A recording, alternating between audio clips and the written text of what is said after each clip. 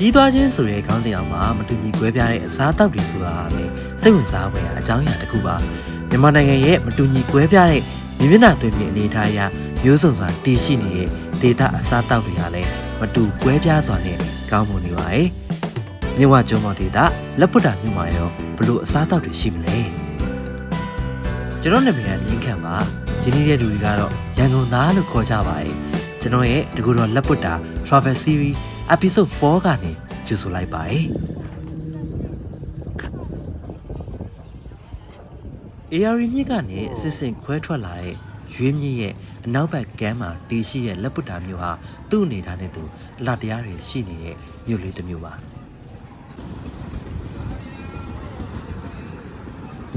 ပသိမ်တို့မော်လမြိုင်မြို့တို့လိုမြစ်ကလေးရဲ့ကမ်းနားလမ်းလေးရှိတဲ့မြို့လှကိုပို့လို့မြင်နိုင်မယ်လို့ထင်မိပါတယ်ကမ်းနားလမ်းပတ်ချမ်းမှာတော့ငါးပစုံခနန်းရောင်းဝယ်ရေးဆိုင်တော်တော်များများနေရာယူထားကြတာတွေ့ပါတယ်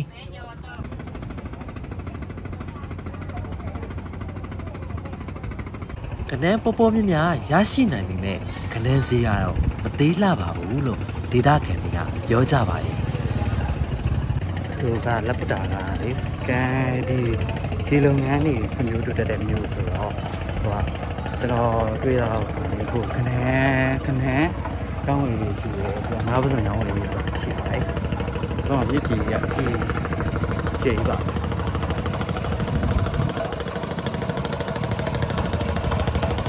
တော်ချီပြော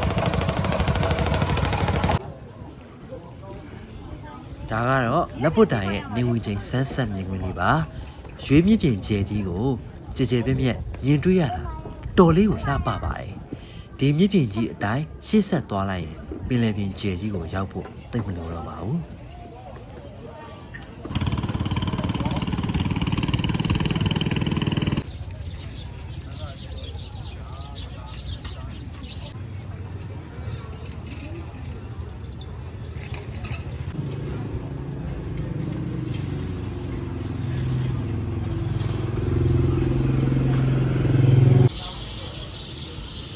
ကမ်းနားတစ်လျှောက်လမ်းလျှောက်ပြီးပြီဆိုတော့ညာဈေးဘက်ကိုသွားကြည့်ပါမယ်ညာဈေးကတော့ကြီးမားဈေးဆိုင်တွေအများကြီးရှိတာမဟုတ်ပါဘူးညာဈေးဖြစ်တတ်မှတ်ထားတဲ့နေရာတစ်ခုမှာစူးစီးရောင်းချကြတဲ့ပုံစံလေးလို့ပြောရင်ပုံမှန်ပါတယ်ပထမတစ်မျိုးကတော့ထမင်းပါတဲ့လက်ပွတ်တာမှာကထမင်းကိုယာရီစာအနေနဲ့ရောင်းတာမဟုတ်ဘဲနဲ့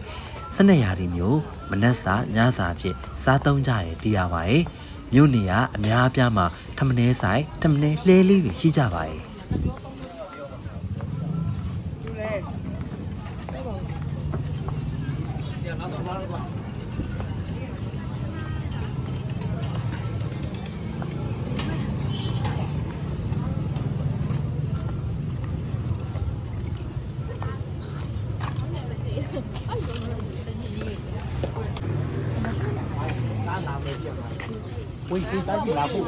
နောက်ထပ်တစ်မျိုးကတော့လက်ပွတ်တာအာပုံဖြစ်ပါတယ်လက်ပွတ်တာမှာနမဲကြီးအစားအစာတစ်မျိုးဖြစ်ပြီးတော့နှစ်ပေါင်း140ဝန်းကျင်မျိုးရိုးစင်ဆက်လက်ဆင့်ကမ်းလာတဲ့အစားအစာဖြစ်ပါတယ်တဲ့လောက်တာရဲ့တစ်ချက်ရတယ်လောက်ပြမယ်ခင်ဗျဟုတ်ကဲ့ရန်ကုန်ကလာပေါ့အေးနှစ်ပေါင်း140ရှိပြီအဲ့ဒီလက်ပွတ်တာမှာနမဲကြီးလက်ပွတ်တာမှာနမဲကြီးနှစ်ပေါင်း140မျိုးရိုးစင်ဆက်ဟုတ်ကဲ့ဒါဘဲဦးလေးကိုခောက်တာ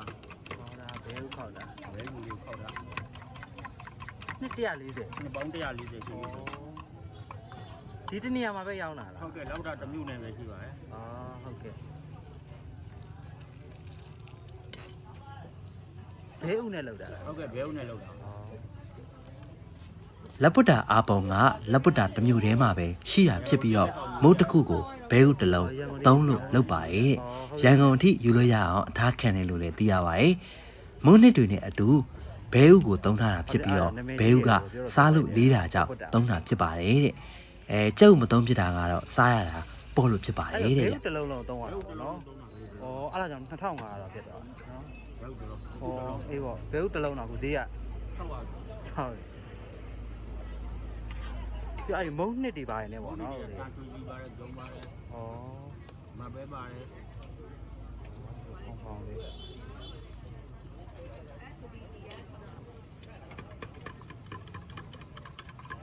ညနေဆိုဘေးချိန်ရပြီလေ ညနေဆိုရင်ဒါနေ့တရီခွဲ3နိုင်လောက်ဆိုရပြီ ဩဟုတ်ကဲ့ခင်ဗျညဆိုရင် ညဆိုရင်9နိုင်ခွဲ10နိုင်လောက်ဆို 9နိုင်ပဲ အဲ့မှာပြန် ဩဟုတ်ကဲ့သူကဘဲဥနေရာမှာကြက်ဥတုံးလို့မရဘူး ရတယ်ကျဲဥတော့လို့ရပါတယ် ဘာကြောင့်မလို့ဘဲဥပို့တုံးတာလဲ ဘဲဥကစားလို့လေးတယ်ကျဲဥကစားရတာပေါ့တယ် ဩဟုတ်လားကြောင့်မလို့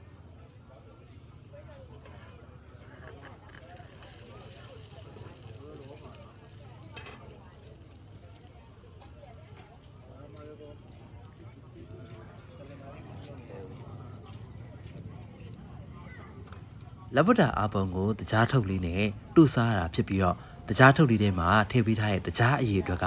တော်လေးကိုများလာပါတယ်မုတ်တစ်ခုကို2500ကျပ်မလို့ဈေးတင်ပါတယ်ဘယ်သားမလား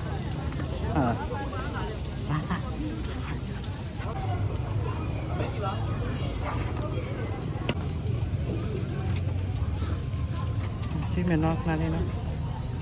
ညာသီးထဲမှာတော့အခြားစားစရာအနေနဲ့ယူရီးယားကေဝတာတို့တို့တုတ်ကြက်ကြော်ကော့ပြန်ကြော်ပလာတာနဲ့တတိစားတဲ့ဆိုင်တွေအများကြီးတွေ့ရပါတယ်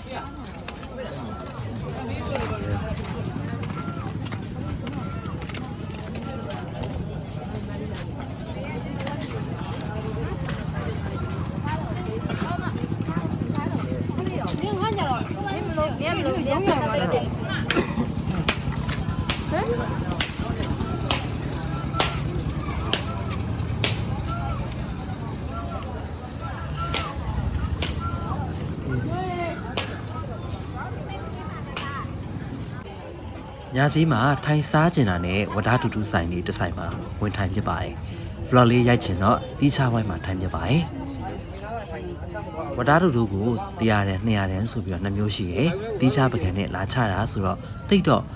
စားလို့မကောင်းခဲ့ဘူးပေါ့နော်။ဝဒါတူတူဘန်းအဝိုင်းမှာစားရင်တော့ပို့ပြီးတော့စားလို့ကောင်းမှာပါ။ဒါကတော့ခုနဝယ်လာတဲ့လက်ပုတ်တာအာပုံမှာကြားလေးနဲ့သူ့စားပါမယ်။ဘဲဥရဲ့လေးလေးပင်ပင်အရသာလေးနဲ့တကြားတို့စားလိုက်တဲ့အခါမှာအချို့ဓာတ်လေးကစားလို့ကောင်းပါတယ်။ဘိုင်လဲပြည့်ရဲ့အစားအစာပါ။ရန်ကုန်သားကတော့သိကြိုက်ပါတယ်။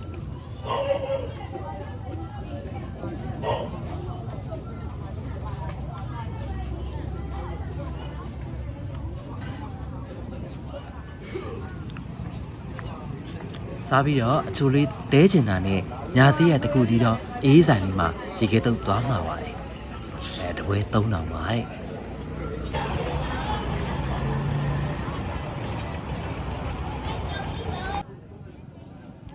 ရေခဲကလာချသွားကြတဲ့က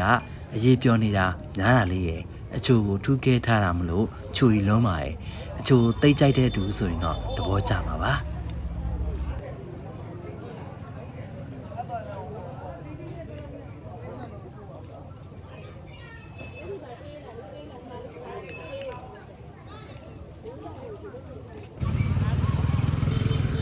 9နိုင်နဲ့ကြော်နေပြီဆိုတော့ဟိုတယ်ပြန်มาတော့မယ်မပြန်ခင်လေးပြီးပြတဲ့မီနီမတ်ထဲလိုအပ်တာလေးတွေတောင်းဝင်လိုက်ပါအောင်မယ်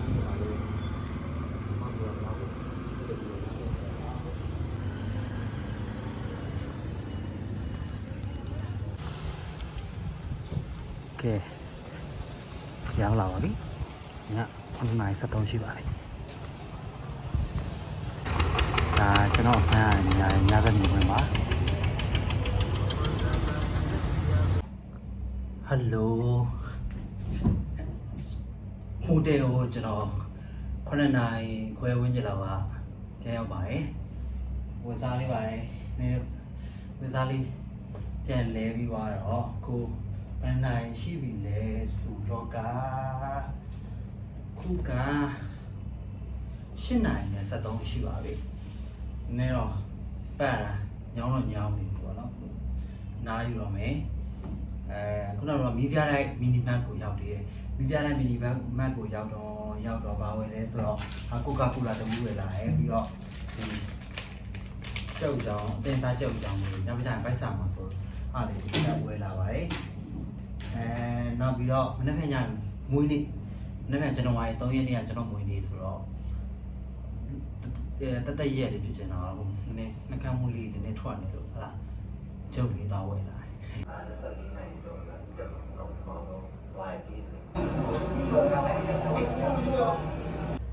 ဒီလေယူရတဲ့ model လေးကတော်တော်လေးကိုအဆင်ပြေပါတယ်ဒီခန်းကြီးကပေးရတာ4000ခွဲပေးရတယ်နော်ဒါပေမဲ့တော်တော်လေးကိုအဆင်ပြေတယ်လို့ပြောရမယ်ပေါ့နော်တန်ရှင်းတက်ရမှုကလည်းအတိုင်းအတာတစ်ခုရှိအတိုင်းအတာတစ်ခုတည်းရှိရယ်အဆင်ပြေလို့ပြောလို့ရမယ်ပြီးတော့အခန်းပုံစံတွေကလင်းလင်းတင်းတင်းလေးနဲ့အတိုင်းအတာတစ်ခုတည်းကျယ်တယ်ပေါ့နော်ခုဆိုရင်ကလေးကျယ်ကြီးပဲ2ယောက်အိတ်ကလေးမှာတယောက်တည်းအိတ်ရမယ်ခီးသွားတာလေ2ယောက်အိတ်အဲ့လိုမျိုးတွေ2ယောက်ကလေးဒီမှာတယောက်တည်းအိတ်ရတာပြောဖို့ကောင်းတယ်ဒါပေမဲ့2ယောက်ခန်းကိုတယောက်တည်းရှင်းရတာတော့ပြောဖို့တော့မကောင်းဘူးပေါ့နော်အဲ့ဒါတော့တစ်ချက်ရှိတယ်အဲ့ဒါတစ်ချက်ခုတို့မို့2ယောက်လာရဲဆိုရင်တယောက်မှ2500ပဲသွားကြမှာပေါ့ခုကတော့တယောက်တည်း4000ခွဲပေးရတော့အားရတော့အဆင်မပြေပါဘူးကဲအဲ့လားဆိုရင်မနေ့ပြန် plan ငါကြတော့မနေ့ပြန်မနေ့စောစောစီ6နိုင်ဝန်းကျင်လောက်မှာတော့ breakfast လေးဒီ model က breakfast ပါတယ်ပြောရင် breakfast စားပြီးတော့နည်းနည်းပပလမ်းရှောင်းမယ်9နိုင်ခွဲဝန်းကျင်လောက်မှာ check out လုပ်ပြီးတော့ညောင်မြောက်သွားဖို့အတွက်ပြင်ရမယ်ပေါ့နော်မနေ့ပြန် plan ကတော့ညောင်မြောက်သွားမှာပါဒီနေ့ကတော့ဒီလောက်ပါပဲကျွန်တော်လည်း easy လေးနားတော့မယ်မနေ့4နိုင်တွေကထလာတဲ့အတွက်ကြောင့်မလို့ပေါ့နော်အိတ်တော့မအိတ်ချင်နေတော့မဲ့ပြင်ပန်းနေပြီပြင်ပန်းနေဆိုတော့နားရတော့မယ်ဖုန်းလေးပါလေကျွန်တော်ဖုန်းနဲ့ blog ရိုက်တာဆိုတော့ဖုန်းလည်းအားသွင်းမယ်ဒီချာလေးမနေ့အတွက်ပြင်ဆင်ပြီးတော့နားရတော့ပါမယ်ဒါကြောင့်မလို့မနေ့ကျမှတွေ့ပါမယ်အားလုံးပဲ good night ပါဗျာနောက်တစ်ပိုင်းမှာကတော့လက်ပုတ်တာမျိုးလေးကိုမနှုတ်ဆက်ခင်လေးရေပေါ်စည်းနဲ့လက်ပုတ်တစ်လုံးဘက်ကရှင်စောဖို့ဘီရင်မကြီးတီထားခဲ့တယ်ဆိုရဲရှင်စောမြတ်စီရောကိုတွားရောက်ဖူးမြုံမှာဖြစ်ပါတယ်ရန်ကုန်သားရဲ့တကူတော့လက်ပုတ်တာခီးစဉ်ဖြစ်ပါတယ်ကျေးဇူးအထူးပဲတင်ရှိပါတယ်ခင်ဗျာ